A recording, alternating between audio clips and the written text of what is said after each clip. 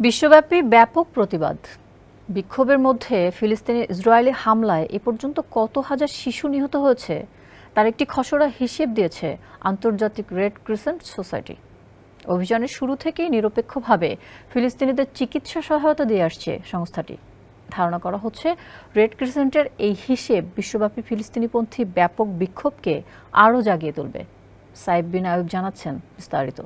Israeli বাহিনীর হামলায় এখন পর্যন্ত ফিলিস্তিনে কত হাজার শিশু নিহত হয়েছে সেই হিসাব জানিয়েছে ফিলিস্তিনি রেড ক্রিসেন্ট সোসাইটি। গত বছরের ৭ অক্টোবর ইসরায়েলি বাহিনী গাজায় হামলা শুরু করে।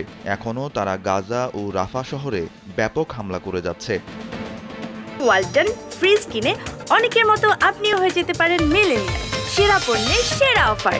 গাজার জাবালিয়া এলাকায় ইসরায়েলি বাহিনী আবাসিক ভবন ও অ্যাম্বুলেন্স লক্ষ্য করে হামলা করছে। বৃহস্পতিবার ফিলিস্তিনি রেড ক্রিসেন্ট সোসাইটি জানিয়েছে ইসরায়েলি বাহিনীর হামলায় ফিলিস্তিনে এখন পর্যন্ত ১৫,০০০-এরও বেশি শিশু নিহত হয়েছে। অপরদিকে গাজার স্বাস্থ্য মন্ত্রণালয় জানিয়েছে গত ৭ মাসে ইসরায়েলি বাহিনীর হামলায় নিহত হয়েছেন ৩৫,২৭২ জন। নিহতদের অধিকাংশই শিশু ও নারী। এছাড়া আহত হয়েছেন ৭৯,২০৫ জনের বেশি মানুষ। বার্তা সংস্থা রয়টার্স জানিয়েছে বর্তমানে ট্যাঙ্ক বহর নিয়ে উত্তর গাজার জাবালিয়া শহরের কেন্দ্রস্থলে হামলা করছে ইসরায়েলি বাহিনী। সেখানে হামাস সদস্যদের মুখোমুখি হতে হচ্ছে তাদের। দক্ষিণে রাফা শহরে খুব বেশি সামনে অগ্রসর হয়নি ইসরায়েলি বাহিনী। একই অবস্থান থেকে বিভিন্ন স্থাপনায় হামলা করছে তারা। তাদের অভিযানের এই ধীরগতিতে হামাস নির্মূলে চালানো এই অভিযান নিয়ে বড় ধরনের সমালোচনার মুখে পড়েছেন ইসরায়েলি প্রধানমন্ত্রী বেনিয়ামিন নেতানিয়াহু।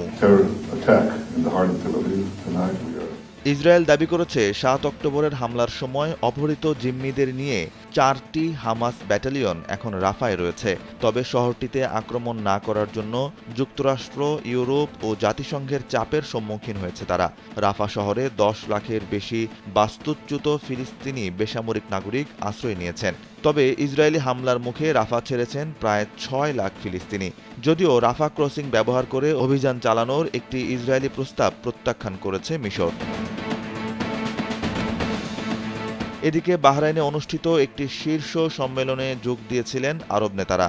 আরব লীগের ২২ সদস্য দেশের প্রতিনিধিরা এই সম্মেলন থেকে গাজায় ইসরায়েলি হামলার নিন্দা করেছেন, তবে শাস্তিমূলক কোনো পদক্ষেপ গ্রহণ করেননি। সাইফ বিন আইয়ুব, কালবেলা ডেস্ক।